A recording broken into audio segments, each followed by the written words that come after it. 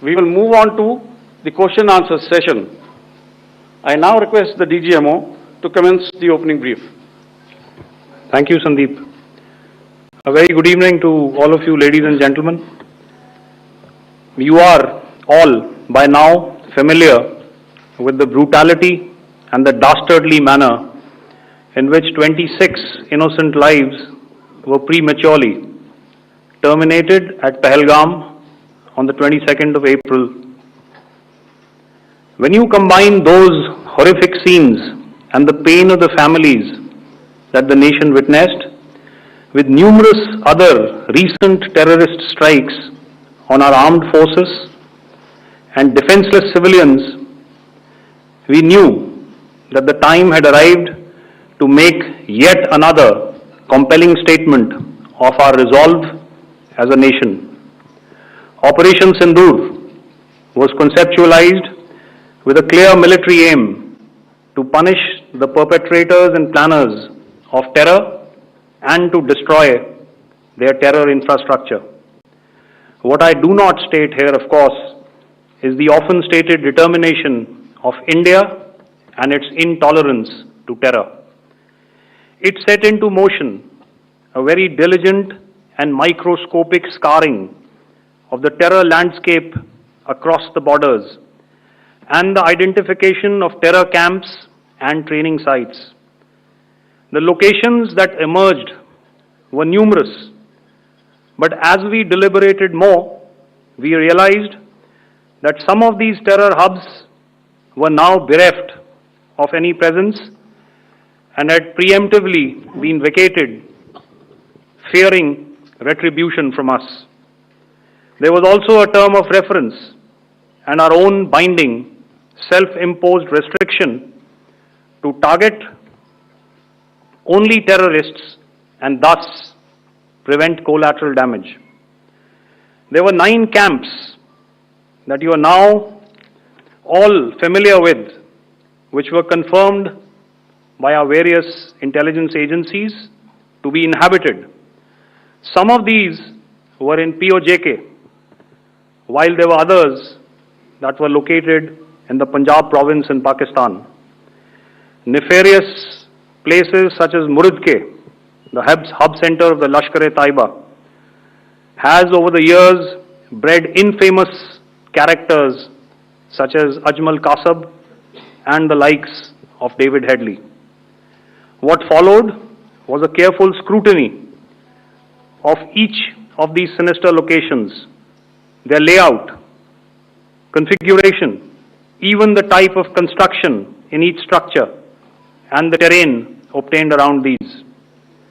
This was with an obvious intent to deduce and identify the exact vector that was required for their neutralization, as also the eyes in the sky that we would send up to ensure that we brought back evidence that we had indeed targeted what we set out to. The precise images of these engagements on that fateful and historical night have already been showcased during the first press statement on the 7th of May that was helmed by our Foreign Secretary. I have no doubt in my mind that we achieved total surprise, and those strikes across those 9 terror hubs left more than 100 terrorists killed, including high-value targets such as Yusuf Azhar, Abdul Malik Rauf, and Mudassir Ahmed that were involved in the hijack of IC-814 and the Pulwama blast. The line of control was also violated soon after by Pakistan, and the erratic and rattled response of our enemy was apparent from the number of civilians, inhabited villages, and religious sites such as Gurudwaras that were unfortunately hit by them, leading to a sad loss of lives. The Indian Air Force played a major part in these strikes by engaging some of these camps, and the Indian Navy provided wherewithal in terms of precision munitions. The Indian Air Force obviously had their assets up in the sky, and I will here request Air Marshal Bharti, the Director General of Air Operations, to detail for you the methodology that the men in blue adopted to successfully manifest this mission. Thank you, Rajiv. A very good evening, ladies and gentlemen. It indeed is a difficult time that we have to come here like this and brief you. We could have done without this, but we had no choice. As the DGMO has detailed, the event was precipitated by the dastardly act at Pahalgam. The sequence of events have already been detailed. We carefully selected the targets, and out of the 9 selected targets, the target systems that were given to the Indian Air Force were the notorious training camps at Bhavalpur and Muridke, these being further from the international boundary. Through critical target system analysis, we analyzed what was to be done to annihilate these targets and plan to engage these targets with precision air-to-surface guided munitions so as to avoid collateral damage. The modalities of planning process I will not go through at this instant. However, what I would like to show you is the results that we achieved through our targeted airstrikes. Could I have the second slide, please?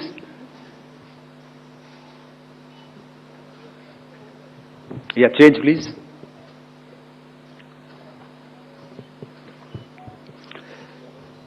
Okay. This is what the terror infra at Muridke looks like. If you see, north is as indicated, and to the right is east, where the international boundary lies. Could we have the next slide, please?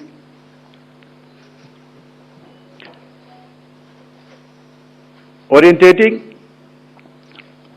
Just go back to one slide. Okay. Please have a look at this red building, the series of buildings out here, and this empty ground. Next. If you relate, the empty ground is here, and you see this is the first weapon that is impacting. This is the impact point number 1 on Muridke training camp with our precision guided weapons on early morning 7th. Next, please. Keep your eyes glued for the second weapon coming in and the second impact on the selected target point. Next slide, please.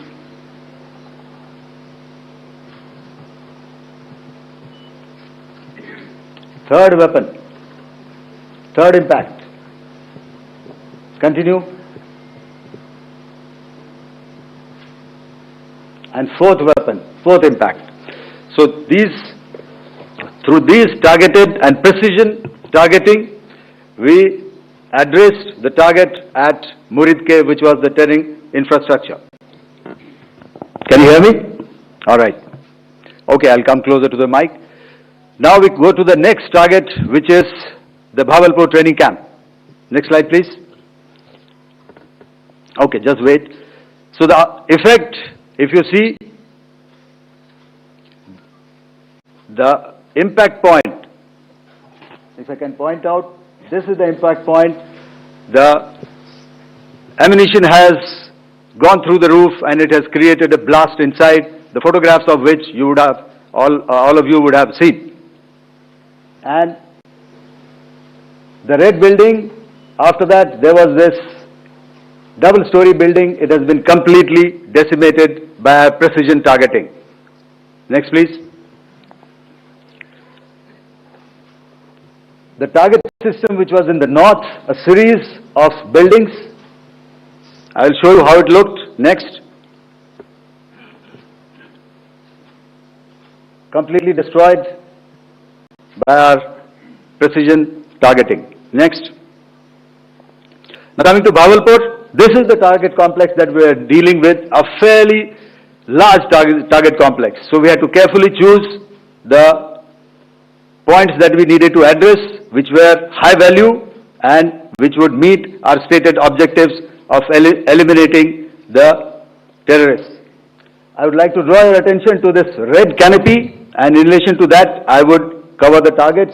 One target system is a series of buildings here, other one here, and other one out here. Next slide, please. This is how it looked before, and this is how the building looked after the impact of the weapon. And orientation in relation to this red canopy, you can see here. Next, please. Before, next, and after. The roofs have completely collapsed. Next. This is the target system. Next. Precision targeting, and we have achieved our objectives here. Next. All right. So that was what we did on the 7th. Our objective was to address these two terrorist camps, and that we did with precision. And thereafter, we maintained a robust air defense posture, because remember, our objective was to target the terrorists and terrorist infrastructure, not any other infrastructure, not the Pakistani military, not the Pakistani any other infrastructure. So that is what we have maintained on the 7th of May. However, what we saw in the evening of 7th of May, we were saturated with a raid of Pakistani unmanned aerial vehicles and small drones. And these came in waves in our civilian areas, over our military installations, and all of them were successfully intercepted. Few of them did manage to land. However, there was not much damage that they did. And we have our robust counter-US hard kill and soft kill systems which did the job. However, the difference here was that we had targeted the terrorists. The adversary now has targeted our civilians and the military infrastructure. So it had to be responded to.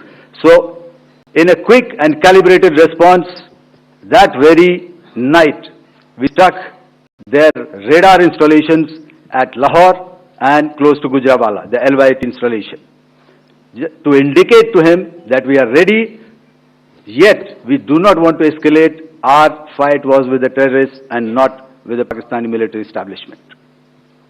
Thank you. Thank you, Air Marshal Bharti. So, ladies and gentlemen, he's outlined operations not only on the night of 6th and 7th of May, when Operation Sindoor commenced, but also on the subsequent night. Being well aware and familiar with the congenital and impulsive nature of our adversary, and even though we did attempt to reach out and communicate our compulsions to strike at the heart of terror to my counterpart in the immediate wake of Operation Sindoor, the request was brusquely turned down, with an intimation that a severe response was inevitable and in the offing. We were, of course, prepared. Operations on the 7th and the 8th, Air Marshal Bharti spoken about. On the night of 8th and 9th of May, they flew drones and aircrafts into our airspace all across the borders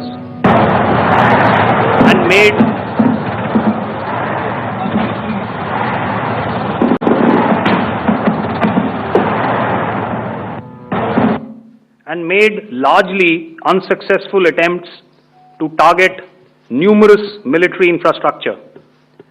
Violations on the line of control by Pakistan also commenced yet again and precipitated into fierce arty engagements. The air operations on the night of 8th and 9th of May, I'll yet again request the DG Air Operations to cover.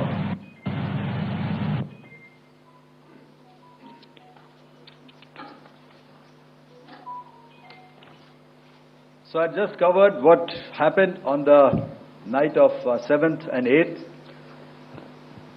What we found that on the night of 8th and 9th, starting as early as 22:30 hours, our cities had a mass raid of drones, unmanned aerial vehicles, UCAVs, starting right from Srinagar, going down right up to Nalia. It was a mass raid in waves, and it was relentless. However, we were prepared, and our air defense preparedness ensured that there is no damage on ground or to any of the intended targets that the enemy might have planned for. The difference between 7th night and 8th night was that on 7th night, he sent in his Jihad class of UAVs. However, these UAVs can go some distance, they are armed. However, on the 8th, less numbers of armed UCAVs were there or UAVs were there, and more numbers of quadcopters, maybe for surveillance or just for harassment of civilians. This continued till midnight. Our air defense preparedness ensured that there was no damage on the ground, either to the military installations or to the civilians. However, the enemy had yet again shown that he wanted to up the ante and he wanted a fight, and we were up to the task. In a measured and calibrated response, we once again targeted his military installations, which included his SAM sites at Malirkant. This also included his surveillance radar sites at Lahore and close to Gujranwala. These were suitably addressed, and thereafter his drone attacks continued even till morning, which we countered, and during the daytime there was some respite. Here I would like to bring out another aspect. What we found was that while the drone attacks were being launched from somewhere close to Lahore, enemy had allowed his civilian aircraft to also continue to fly out of Lahore.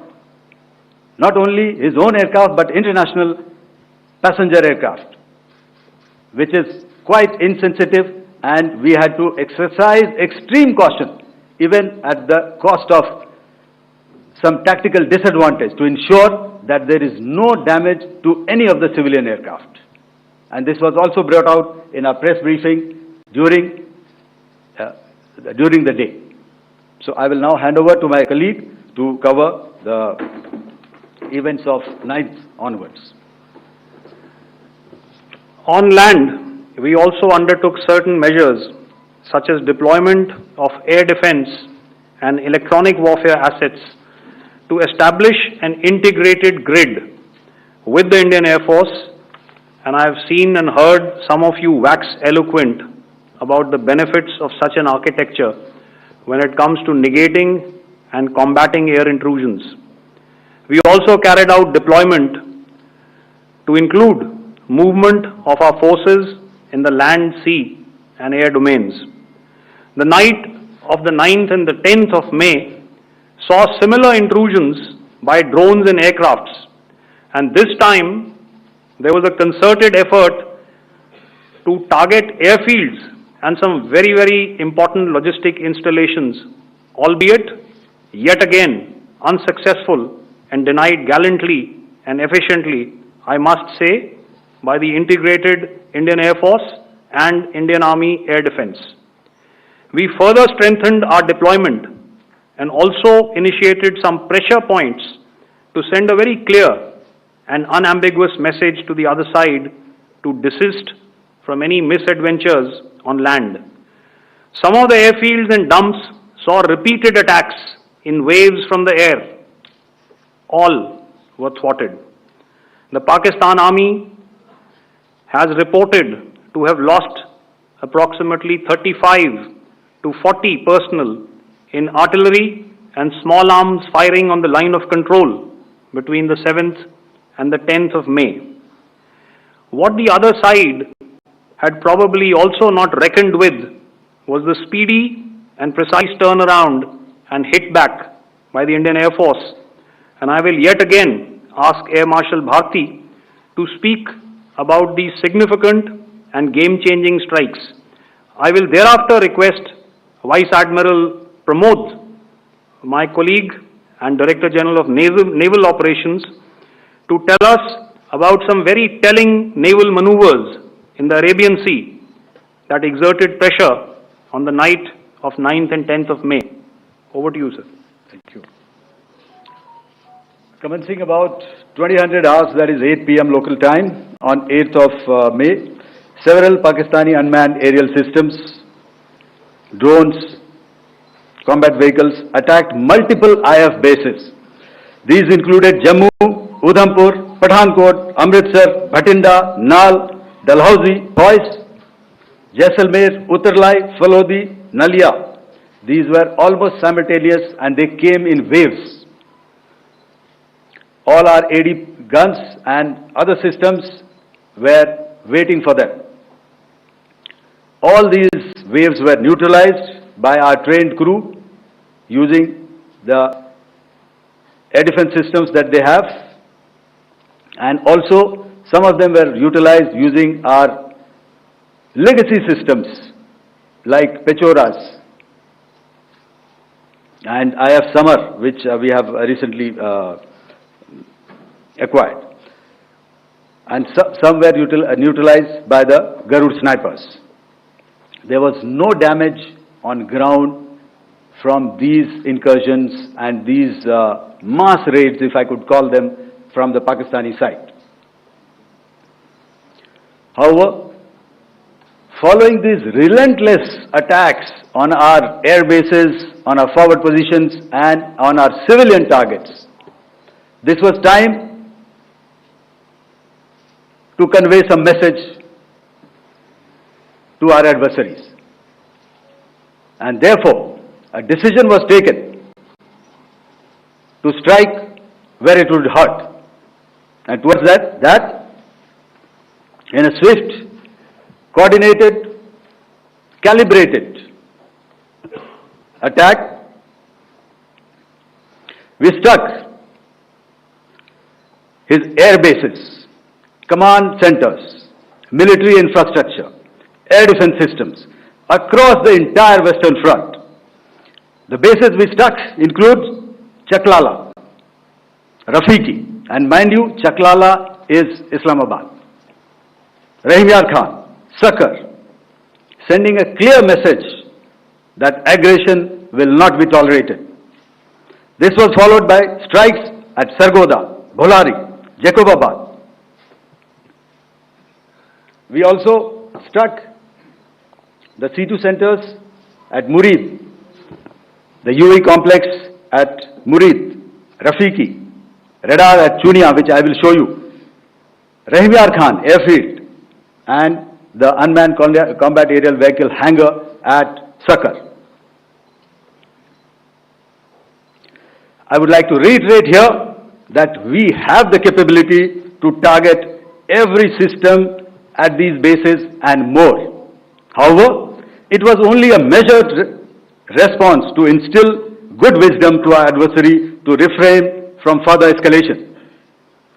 IF response was directed only at military installations, avoiding civilian and collateral damage.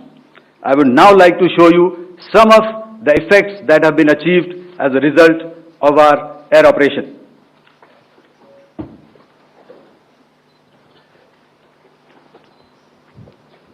Here is the Pasrur air defense system, if you could see. Zoomed up view, this is the radar mounted on a high tower. And after the strike,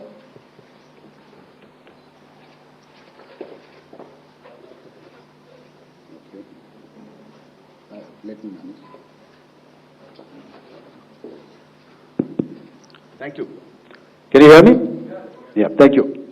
And after the strike, this is what has happened. This radar has been taken out, completely burnt. Next slide, please. The Chunia air defense radar, which was taken out on 7th and 8th. This is the radar site. A blown up photograph, once again, on a tower. Not very clear, but what you see very clearly is the after effect after we have struck. The radar head has been completely decapitated. Next slide, please. Arifwala air defense radar. In this complex, you see how it looked before, blown up image, and after really blown up. Next.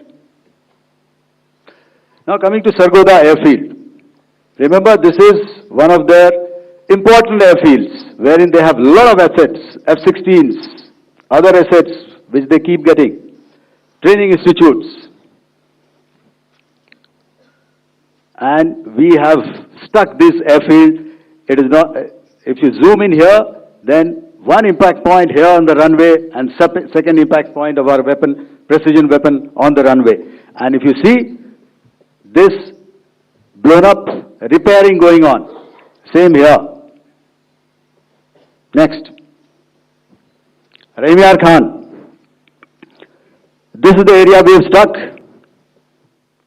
A deep strike out here and one complex here.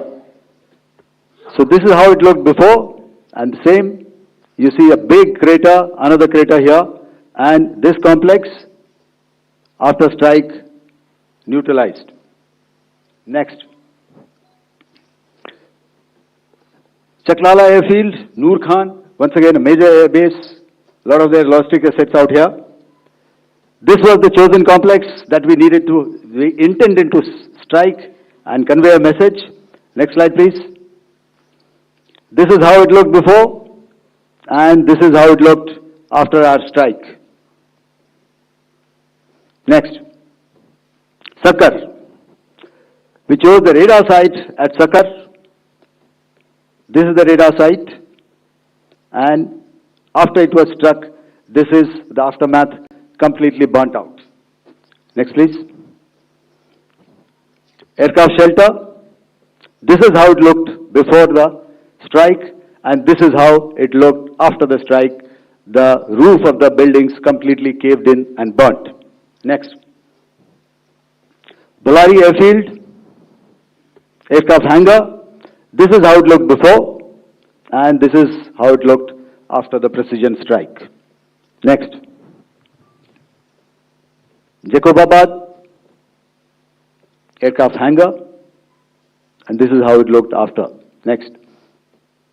So what I'm trying to convey here, ladies and gentlemen, is to start with, our fight was neither with the Pakistani military nor with anybody else who's there on the other side.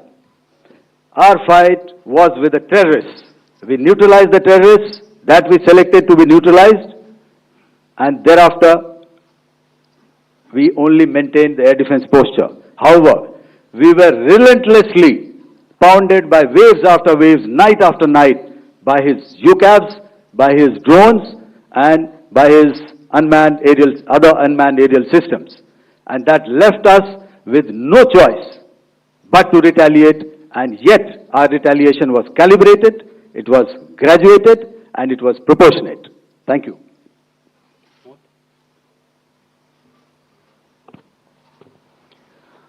Good evening, ladies and gentlemen. In the aftermath of the cowardly attacks on innocent tourists at Pahalgam in Jammu and Kashmir by Pakistani-sponsored terrorists on 22nd April the Indian Navy's carrier battle group, surface forces, submarines and aviation assets were immediately deployed at sea with full combat readiness in concert with the Joint Operation Plan of the Indian Defence Forces. You may be aware that we tested and refined tactics and procedures at sea during multiple weapon firings in the Arabian Sea within 96 hours of the terrorist attack. The aim was to revalidate our crew, armament, equipment and platform readiness to deliver various ordnance on selected targets precisely. Thereafter, our forces remained forward deployed in the Northern Arabian Sea in a dissuasive and deterrent posture with full readiness and capacity to strike select targets at sea and on land, including Karachi at time of our choosing. The forward deployment of the Indian Navy compelled Pakistani naval and air units to be in a defensive posture, mostly inside harbors or very close to the coast, which we monitored continuously. The Indian Navy maintained seamless maritime domain awareness throughout the duration and was entirely aware of the location and movement of Pakistani units. In effect, we had and continue to have good battle space transparency using our maritime domain awareness grid. As you are aware, our response has been measured, proportionate, non-escalatory, and responsible from day one. Accordingly, the calibrated approach considered all options, including the ability of the Indian Navy for offensive action from and at sea. As part of this escalation control mechanism, the application of force by the Navy was planned in a synchronized manner in coordination with the Army and Air Force, the highlight being teams from the three services working closely in an integrated manner. Along with the kinetic actions by the Indian Army and Indian Air Force, the overwhelming operational edge of Indian Navy at sea contributed towards Pakistan's urgent request for a ceasefire yesterday. As we speak, Indian Navy remains deployed at sea in a credible deterrent posture to respond decisively to any inimical action by Pakistan or Pakistan-based terrorists. Thank you. Samno Varna, Jai Hind. Now I'll hand over to Director General Military Operations for further proceedings. Ladies and gentlemen, on the 10th of May, in the morning, even as we were getting into a huddle to wargame the events of the previous night, a routine exercise, I received a message on hotline from my counterpart in Pakistan seeking my willingness to communicate. Since our initial aim was to strike at terror camps and all our actions in the subsequent days were in response to the intrusions and violations by the Pakistan Air Force and its army, it was decided that I would indeed speak with my counterpart. You are already aware, I've seen it being covered on national television, that my communication with the Pak DGMO was conducted at 15:35 hours yesterday and resulted in cessation of cross-border firing and air intrusions by either side with effect from 1700 hours, 10th of May, after he proposed that we cease hostilities.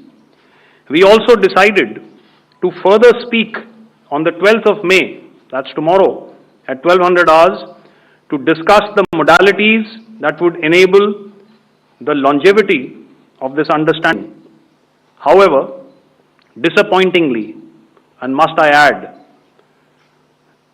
expectedly, it took only a couple of hours for the Pakistan Army to violate these arrangements by cross-border and across the line of control firing, followed by drone intrusions, across the expanse of the Western Front through last night and in the early hours of the morning today.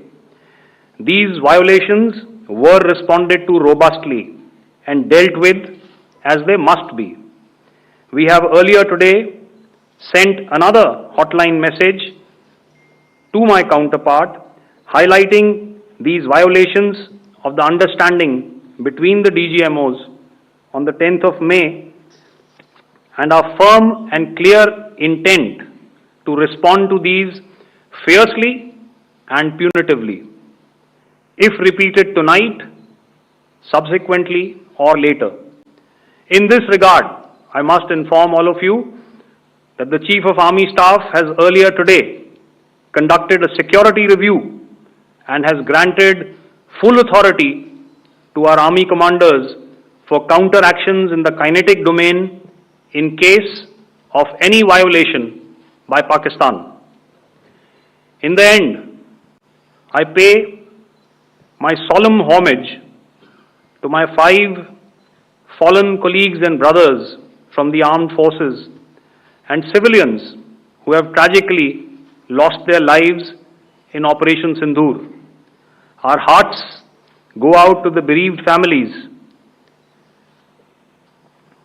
and we express our solidarity to them in this lifetime and beyond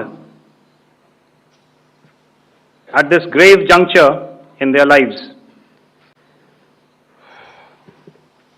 Their sacrifices shall always be remembered and spoken of in glowing terms by a grateful nation.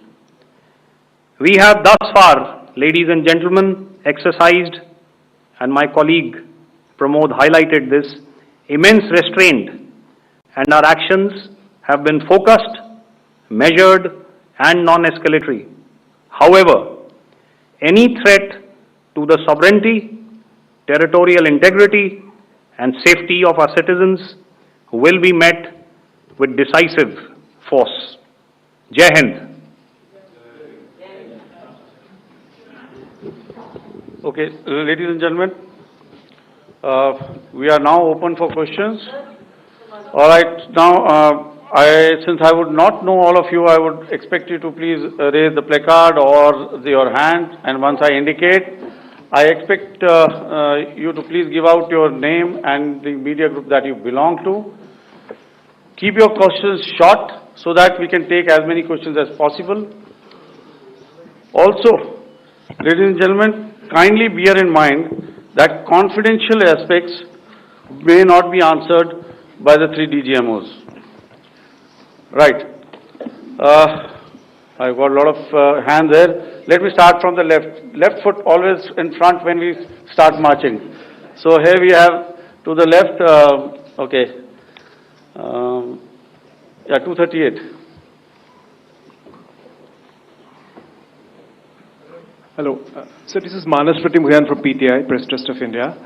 So the understanding that was reached yesterday on stopping the military operations and actions, was it for just 3 days? And what would be the cost escalation if there is violation of this understanding by the Pakistani side? And my subsequent question would be that we have a kind of ceasefire agreement with Pakistan that was finalized in 2003. So will there be some kind of similarities in frameworks between the two kind of understandings, 2003 ceasefire agreement and the current understanding on stopping military operations? And again, what would the cost that will be incurring on Pakistan if Pakistan again resorts to this kind of terrorist activities, because we have made it very clear that the cost will be very high. So I would like to have your thoughts on it. Okay, so I'll answer the latter part of the question first. I also want to add that while the initial ceasefire agreement, as you correctly pointed out, is of the 2003 vintage, but I must remind you that in 2021, in the month of February, and this was then when the crisis in eastern Ladakh was also on. The two DGMOs had spoken and arrived at a ceasefire understanding that lasted right up until this unfortunate attack at Pahalgam. Once our Foreign Secretary had announced the decisions of the CCS in the immediate wake of that attack, he had announced certain measures, and then of course Pakistan had in turn made its own announcements. Since then, there have been certain violations of this ceasefire understanding, and of course after the 7th of May, like I pointed out during my statement, that there have been numerous violations on the line of control especially, and of course along the international boundary by the Pakistan Army and the Pakistan Air Force. This understanding that we spoke about yesterday, no, it was not for 3 days.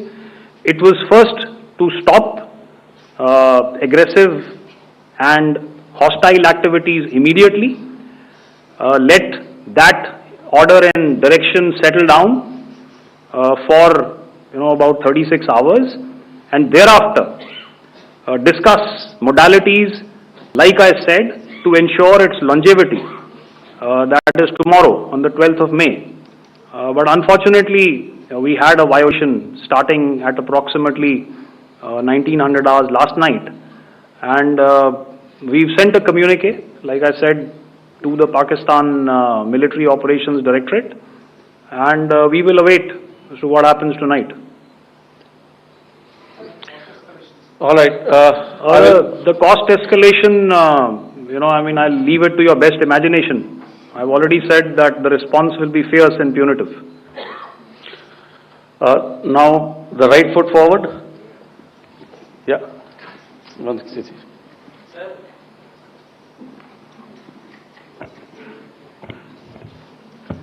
Sir, I am Ajit Dubey from ANI, sir. Sir, my question is that you talked about the loss of lives to the Pakistan Army, that was around 35 to 40 kills secured by the Indian Army. Sir, can you tell us what would be the total loss of life to the Pakistan Army in both Army and Air Force attacks, sir? And how good was the performance of the BrahMos, Scalp and the S-400 during the operations? And sir, since we have sir, just one line, no multiple sir. questions, please. Sir, all right. and since sir, we have achieved such a spectacular, we have made good achievements in this entire operation. Can we say that we have emerged victorious, or we have a big upper hand over the Pakistanis in this entire conflict? Thank you very much, sir. So I'll answer the question about the loss of lives on the other side. Of course, there are various means to ascertain that number. There is information from various agencies that come in. There are, of course, on the line of control, other ways to find out as to what has been the effect of what you are doing there in ceasefire violations. So therefore, I mentioned 35 to 40 on the line of control, and please remember that once Operation Sindoor was launched, the responses of the Pakistan Army were also on Indian Army or the Indian Armed Forces infrastructure. Let me put it that way. So that's why I did not cover casualties of the Pakistan Army, at least in the initial phases of battle, because those were not our targets. Our targets were terror-oriented, and of course later, once they launched air intrusions and air operations on our infrastructure, we've used heavier weapons, and of course there would have been casualties, but those are still being assessed. The effects of the weapons that you mentioned, I will request Air Marshal Bharti to apprise all of you about those. Good evening, Mr. Sujit. How are you? Ajit. Okay, we're meeting after some time. I never mentioned about any of the weapons that we used. Check. Okay. What I was saying, that I never mentioned of any of the weapons, the caliber, that we used. All right, so we'll leave it at that. Those are matters of operational details which I would not like to go into. But suffice to say that whatever methods and whatever means we have chosen, it had the desired effects on the enemy targets. How many casualties? How many injuries?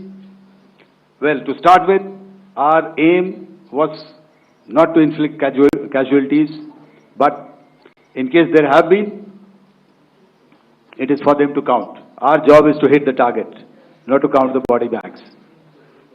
And the last part of your question, I wonder if you read out the tweet on ADG-PI at midnight once we'd done what we had to in Operation Sindoor. And that's credit to my friend here on the left. Justice has been served, Ajit. That is all that I will say. Ajit, I'll request you to, refrain putting words into his mouth. All right. Yeah, I'll come back to the left. 147. Sorry, 47. No, 47. Did I see it here or? Yeah. Good evening, gentlemen. Sorry, 147, I saw it there. Sorry. Yeah. Since I've already said, 147, start please. Hi, sir. Good evening. This is Shivam Patel from Reuters News Agency. Thank you for giving me the opportunity. My question, sir, is how many military targets did Indian Armed Forces strike in Pakistan in response to the attacks from Pakistan? How were these targets selected?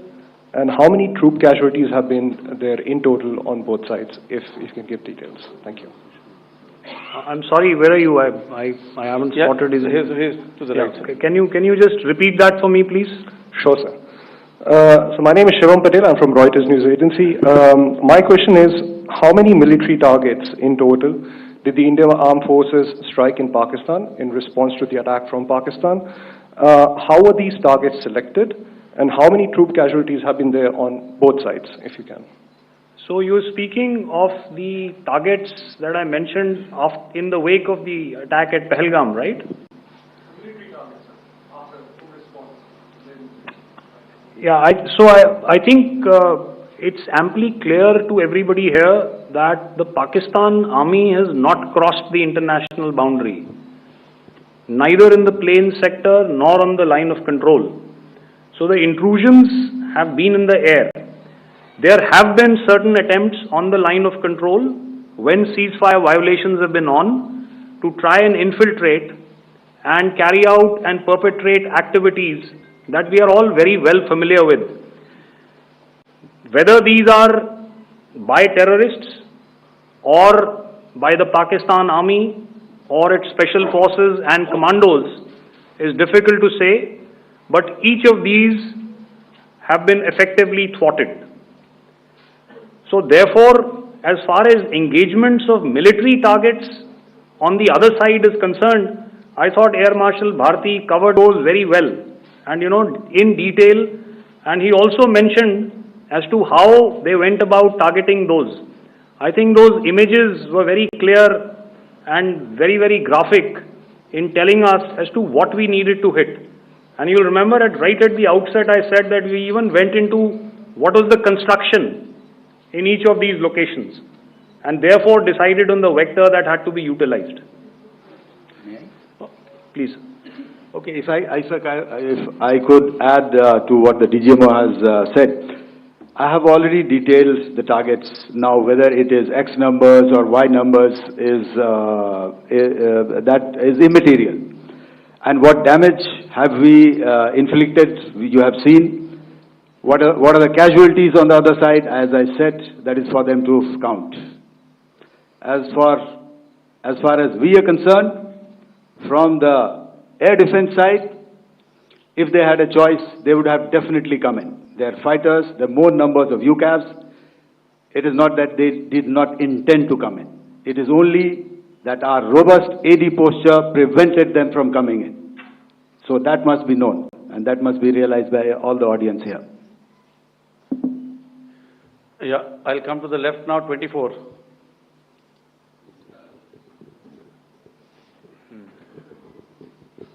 Good evening, sir. This is Anvesh Rath from Z. Sir, I wanted to know on the first briefing, which was done by FS and two representatives from Air Force and Army, you showed a list where there was 21 places in that list. You have stuck 9. Are more operations going to be held? Is Operation Sindoor still on? And the second question, thank you, sir. Thank you so much. And also, I want to congratulate all three of you for a fantastic operation that you guys have done. Thank you so much. Thank you so much for that one question. Yeah. Sir, the question. Unfortunately, Rath, is that your name? I'm sorry.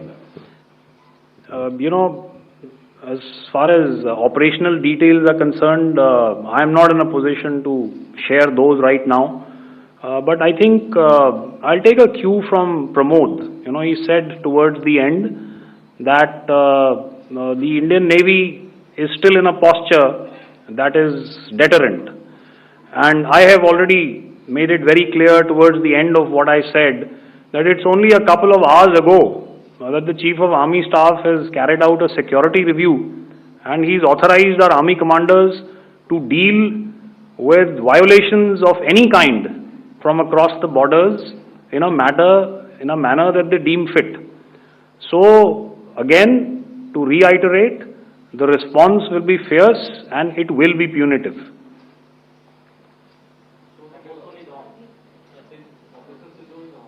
Yes. 163. I'll go back this side now. Yeah, 255. She said middle wale kya karenge, so 255. Oh, sorry. Good evening, sir. Yeah, 255. I'm Shailesh from National Defense. Please allow me, first of all, to pay my gratitude for protecting us Indians. Thank you very much. Sir, since the enemy has been talking about taking down our aerial platforms, it would be deemed fit in case we can reveal that we have taken down their fighter jets. What could be the number? Though you said that they may be not good to reveal the platforms, but since this has come from various quarters in Pakistan, so I believe that we need to answer, in case if you can, sir, if you may allow. The question is for me? Yes, sir. Okay, and if I get it right, you want to know how many of their planes we have downed? Yes, sir. Yes, sir. All right. See, as I said, their planes were prevented from coming inside our border. All right. So we do not have the wreckage with us, but definitely we have downed a few planes. Numbers, we would not like to hazard a guess out here. Okay. I have the numbers. Okay, and we are getting into the technical details of it to establish it. So I would not like to put a figure at this time, but definitely there are losses from their side which we have inflicted. Were they, please don't ask. Were they fourth generation plus, sir? No, See, sir, you're putting words into my mouth. Why do you say fourth generation? Let us make it high tech. Okay. Thank you so much. All right. Yeah, 163.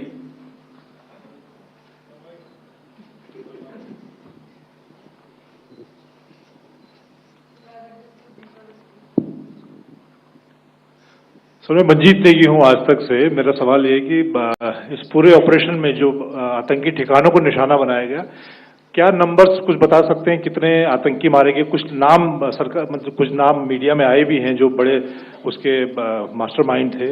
और एक सवाल जो आज air force ने भी एक tweet किया कि ऑपरेशन सिंदूर अभी जारी है और सरकार की तरफ से भी कहा गया। और पिछली बार जब विदेश मंत्रालय की प्रेस कॉन्फ्रेंस पहली हुई थी उसमें वो लिस्ट दिखाई गई थी कि 21 टेरर कैंप आइडेंटिफाई किए गए हैं। तो क्या जो बाकी बचे हुए टेरर कैंप उन पर भी कार्रवाई होगी? और एक नंबर अगर आप बता पाएं कितने टेररिस्ट मारे गए? Sir, before you answer, sir, before you. Manjeet ji, 3 questions. The third one has just been asked here before.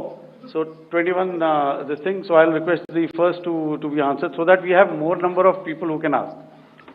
Manjeet, जब मैंने स्टेटमेंट दिया तो मैंने शुरू में ही कहा कि जैसे ही ऑपरेशन सिंदूर कॉन्सेप्चुअलाइज हुआ तो हमारा जो पीछे की कार्रवाई होती है, स्पेड वर्क और टारगेट्स को आइडेंटिफाई और एनालाइज करने की कार्रवाई शुरू हो गई थी। मैंने जब स्टेटमेंट दिया तो मैंने बताया कि बहुत सारे थे, हमने 21 दिखाए होंगे, और भी हैं, लेकिन वो लिस्ट फिल्टर करते करते 21 तक पहुंची। अब क्या आगे एंगेज किए जाएंगे? अगर जरूरत पड़ेगी तो जरूर एंगेज किए जाएंगे, लेकिन मैंने बताया कि इस समय जो इंट एजेंसीज ने हमें बताया कि फलाने कैंप में प्रेजेंस है, हमने उनको एंगेज किया। कुछ नाम मैंने लिए, कुछ नाम अभी पुख्ता किए जा रहे हैं। मैंने आपको बताया कि जो इंट एजेंसीज ने अभी तक असेसमेंट किया है उसमें उन्होंने कहा है कि तकरीबन 100 से ज़्यादा मारे गए हैं। और एक आज आपने तस्वीर भी देखी कि काफ़ी प्रोमिनेंट जो फ्यूनरल था, काफ़ी प्रोमिनेंट एक जो हस्ती हैं वो ऑर्गेनाइज कर रहे थे, और उस फ्यूनरल में और कौन कौन लोग अटेंड कर रहे थे वो तो आपने देखा ही। तो आप लोग सब समझदार हैं, और मुझे ये कहने की ज़रूरत नहीं है कि इन लोगों को कहाँ से सपोर्ट मिल रहा है। अगर नहीं मिल रहा होता तो ऑपरेशन सिंदूर नहीं होता, तो उसी की वजह से है ये ऑपरेशन। तो मेरे ख्याल से मैंने आपके सारे सवालों का जवाब दे दिया। Ma'am, sir, next is from 17। Sir, मेरा नाम अंजू निर्वाण है, TV9 भारतवर्ष से। सर, मेरा सवाल ये है कि ऑपरेशन सिंदूर में हमारी जो इंडियन नेवी है उसके बारे में सर थोड़ा सा बताएं कि किस तरह की उसकी भूमिका रही, क्योंकि हमने इस दौरान सर देखा कि बहुत सारी स्पेकुलेशन भी रही और ये बोला गया कि कराची तक हमारी नेवी ने ऑपरेशन किया है। तो सर इस पे थोड़ी सी क्लैरिटी चाहिए। और सर हमने कौन कौन से फाइटर एयरक्राफ्ट डाउन किए हैं, अगर उसका भी थोड़ा सा क्लैरिटी मिल जाए तो अच्छा रहेगा। तो मैं आपका पहले सवाल का जवाब दूंगा। I will make few sentences and leave it for your imagination. First of all, as I mentioned, we have quantitative and qualitative edge to deliver a massive blow to our adversary, and we completely dominate in the maritime front. Indian Navy's action is part of the escalation ladder mechanism which we have worked out amongst 3 services. This time, if Pakistan dare take any action, and Pakistan knows it, what we are going to do. That's all. Okay. आपके सवाल का जवाब मैं पहले दे चुका हूं।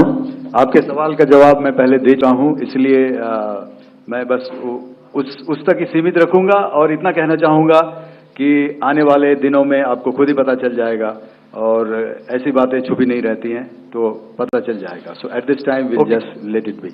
Okay, ladies and gentlemen, we have 1 or 2 more questions, sir. So, please, they are going to be outside. You can speak to them there also. 104. 104.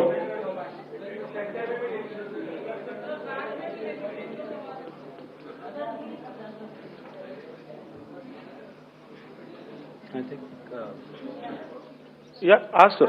Sir, Dinakar with the Hindu newspaper. Are you surprised that you got this question? No, sir. I'm waiting for this to look. Sir, can you give a number of assets we lost, because there's been a lot of speculation going on, international media writing a lot of things about our platforms, including Rafale. I mean, Pakistan claiming that Rafale has been downed, etc. Can you put that question to rest and clarify on that? I guess that question is for me. All right, I'm happy that you've asked this question. You know, we are in a combat scenario, and losses are a part of combat. The question that you must ask us, okay, and indeed that we must ask ourselves, you inclusive, is, have we achieved our objectives? Have we achieved our objective of decimating that terrorist camp? And the answer is a thumping yes. And the results are for the whole world to see. As for the details,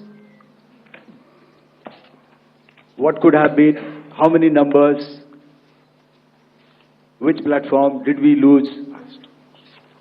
You know, at this time, I would not like to comment on that because we are still in a combat situation. And if I comment on anything, it will only be advantage adversary. So we don't want to give him any advantage at this stage. All I can say is that we have achieved our objectives that we selected, and all our pilots are back home. Thank you. Okay, hold, please be civil here. So we'll have 220 now. Hello sir, this is Anita Chaudhary sir from Swadesh newspaper. मेरा सवाल है, क्योंकि ये हमारे जो पहले जो action रहा वो आतंकवाद के खिलाफ रहा, तो आतंकवाद में अजहर मसूद की तरफ से एक बयान जारी किया गया था जिसमें उन्होंने कहा कि हम इसका बदला लेंगे और जाज रुलाएंगे। तो क्या अगला, अगर खुदा न खास्ता अगला टेरर अटैक किसी भी तरह का होता है, तो क्या उसे एक्ट ऑफ वॉर में हमारी तरफ से लिया जाएगा और उसका क्या माकूल जवाब दिया जा सकता है? मेरा इसमें सिर्फ एक ही जवाब है आपके लिए कि हमने अपनी कार्रवाई करी। हमने उसके बाद मैंने अपने स्टेटमेंट में भी बताया कि ये कम्युनिकेट करने की कोशिश करी कि हमने इस तरीके से ये जो स्ट्राइक्स हैं वो क्यों की। लेकिन जो हमारा एडवर्सरी है उसने जैसे मुनासिब समझा वो कार्रवाई करी। तो आपने देखा कि ये जो एक्टिविटीज़ चल रही हैं 3-4 दिन से, ये कोई वॉर से कम नहीं है। नॉर्मल सर्कमस्टांसेस में एक दूसरे देश की एयरफोर्सेस हवा में नहीं उड़ती हैं और एक दूसरे के ऊपर स्ट्राइक्स नहीं करती हैं। हर रात इंट्रूजन्स नहीं होते हैं। लाइन ऑफ कंट्रोल पर सीज फायर वायोलेशंस, आपके एक साथी ने सवाल पूछा था शुरू में, एक सीज फायर अंडरस्टैंडिंग था, वो भी जा चुका है। उस सीज फायर अंडरस्टैंडिंग के जाते जो फायरिंग हो रही है लाइन ऑफ कंट्रोल में, उसमें घुसपैठ की कोशिश हो रही है। आमतौर पर ये घुसपैठ लाइन ऑफ कंट्रोल में टेररिस्ट करते हैं, लेकिन हमें इंफॉर्मेशन है कि हो सकता है ये पाकिस्तान आर्मी की टोलियां भी हों जो हमारे पोस्ट के ऊपर खामी पहुंचाने की कोशिश कर रही हैं। तो ये सारी एक्टिविटीज तो वॉर में शामिल हैं।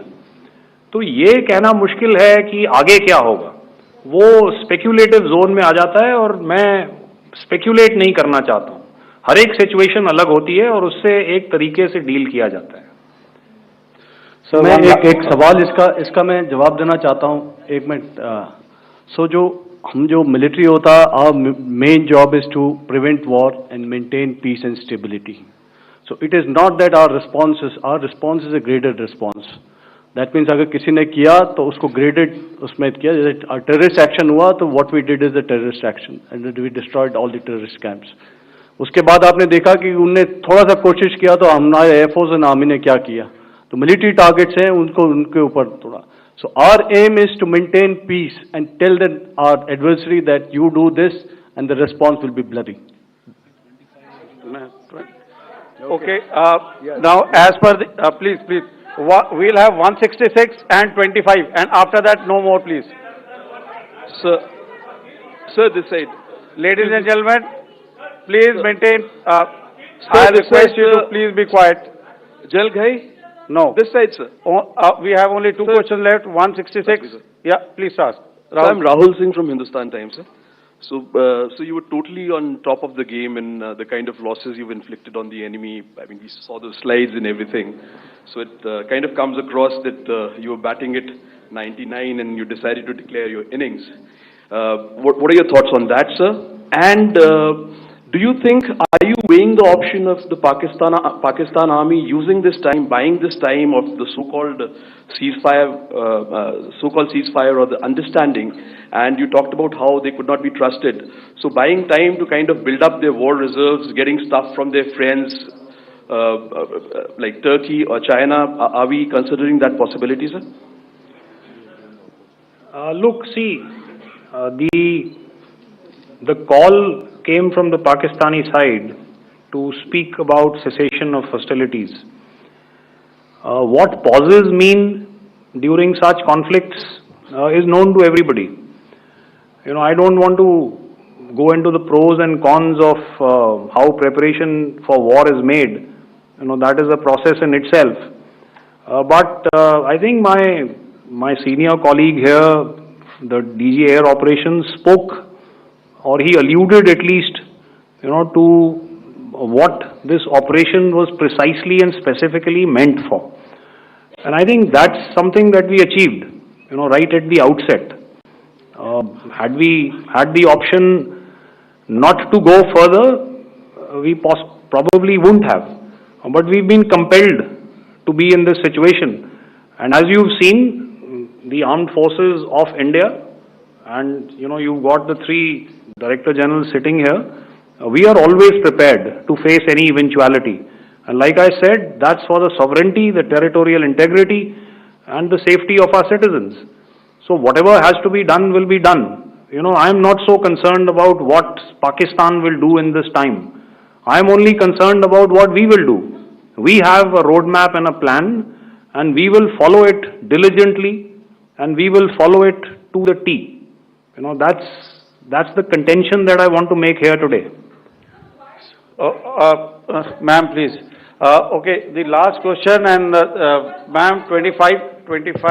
She's been asking since the first one. Sir, I'm Nandita. Sir. She's not asking a question. Sir, I'm Nandita Dagar, DAGAR from DD News and DD India. Sir, I wanted to ask you that my question is to General Ghai. Sir, you spoke to your counterpart yesterday and the Pakistani counterpart. Sir, what is the Indian Army's assessment that despite that agreement, that talk that you had, despite that agreement coming into effect at 1700 hours yesterday, why did they violate it? And number two, yesterday at the Joint Defense Ministry and Foreign Ministry briefing, Wing Commander Vyomika Singh and Colonel Sophia Qureshi had told us that we have cited the Pakistani troops amassing at the borders and at the LOC. Sir, has that situation changed? Have they withdrawn? And sir, if in case, despite now there is a lull, of course, but if tonight again the enemy again carries out shelling and aerial intrusions through drones, what is going to be? हो अगोदर सांगतो मला मी लगेच.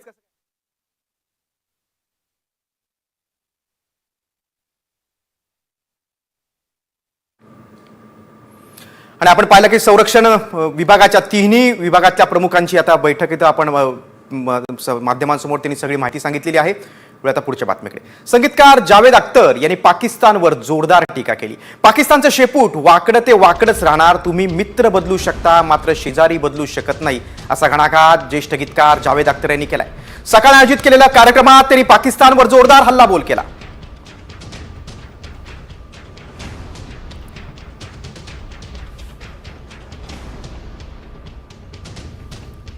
ये वो लोग हैं जिनके 91,000 सोल्जर, इससे बड़ा सरेंडर वर्ल्ड की हिस्ट्री में कहीं नहीं हुआ है. 91,000 soldier were with us and we left them, let them go. मगर कहावत है कि कुत्ते की दुम अगर नलकी में 12 बरस भी रहे तो नलकी भी टेढ़ी हो जाती है. खैर छोड़िए, अब क्या करें. आप दोस्त बदल सकते हैं, पड़ोसी नहीं बदल सकते, ये हमारी बदनसीबी है. एका छोट्याशा ब्रेक नंतर लगेचच परततोय. पाहत राहा साम news. Last to 3 layers garden park.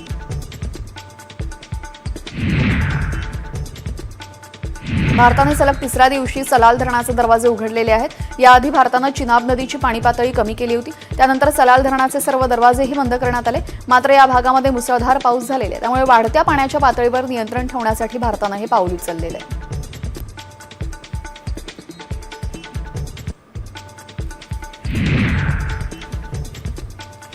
युद्धविरामानंतर पाकमध्ये विमानसेवा सुरू झालेली आहे. युद्ध सुरू झाल्यानंतर पाकिस्तानमध्ये विमानसेवा बंद होती. आता विमानसेवा पुन्हा सुरू करण्यात आल्याची माहिती समोर येते.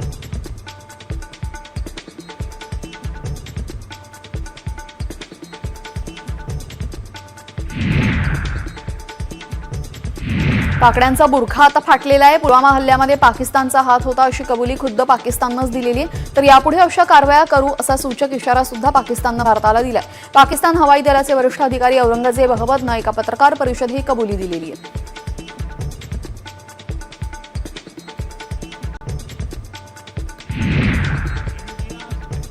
भारत पाक युद्धविरामाचं अनेक देशांकडनं स्वागत करण्यात आलं. अमेरिका, युरोप, सौदी अरेबिया, तुर्की आणि इजिप्त देशाकडनं स्वागत केलं गेलं.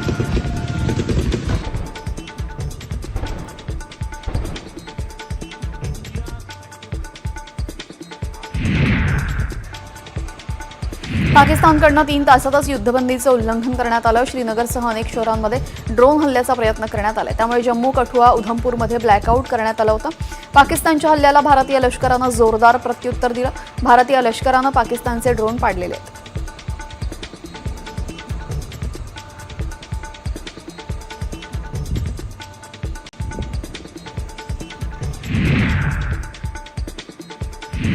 उपमुख्यमंत्री एकनाथ शिंदेंनी पाकिस्तानवर जहरी टीका केलेली आहे. शस्त्रसंधी झाल्यानंतर पाकिस्तानला सुधारण्याची संधी होती, मात्र कुत्राचं शेपूट वाकडं ते वाकडंच राहणार.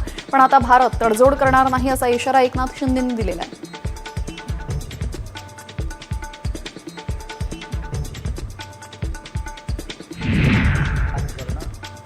भारत पाकमध्ये शस्त्रसंधी झालेली आहे. त्यावरनं ठाकरे सेनेचे खासदार संजय राऊतांनी मोदींना खडे बोल सुनावले. पाकिस्तानला धडा शिकवण्याची संधी असताना सुद्धा माघार का घेतली असा सवाल राऊतांनी केलेला आहे. तर मोदी विदेशात फिरतात, मग कोणकोणत्या देशांनी मोदींना पाठिंबा दिला असाही प्रश्न त्यांनी विचारला.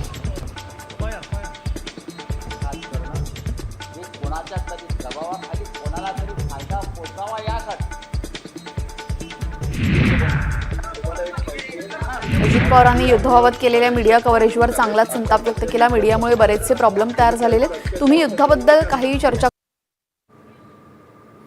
ब्रेक बातमी आता आयपीएल मॅच संदर्भात. भारत आणि पाकिस्तान दरम्यानच्या वाढत्या तणावामुळे सुरक्षेच्या दृष्टीने आता आयपीएल स्पर्धा स्थगित करण्यात आली होती. पण आता शस्त्रसंधीच्या निर्णयानंतर आयपीएल मधले उर्वरित सामने त्या 16 किंवा 17 मे पासून खेळवले जाणार असल्याची माहिती समोर आली. बीसीसीआय कडून लवकरच नव्या तारखांची घोषणा करण्यात आली आहे.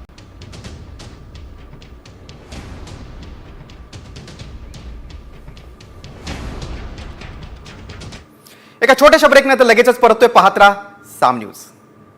करू नका, तरीही तुम्ही चर्चा करत आहात असं म्हणत अजित पवार यांनी माध्यमांशी संवाद टाळलेला आहे. बरेचसे प्रॉब्लेम झाले. आता सध्या युद्धाच्या बद्दल तुम्ही काही चर्चा जास्त करू नका. किती आव्हान केले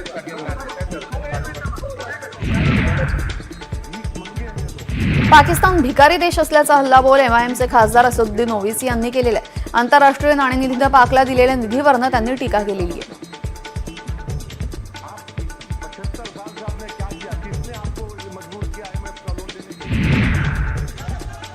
पहलगाम हल्ल्यानंतर अभिनेता अमिताभ बच्चन यांनी 20 दिवसांनंतर कवितेतून संताप व्यक्त केला. या मनस्थितीवर बाबूजींच्या एका कवितेतील ओळ आठवते. जणू काही ती मुलगी मोदींकडे गेली आणि म्हणाली, चिता की राख कर मैं मांगती हूँ सिंदूर की दुनिया. यानंतर त्यांनी सिंदूर असं लिहिलं. ऑपरेशन #सिंदूर असं त्यांनी पोस्टमध्ये लिहिलेलं आहे.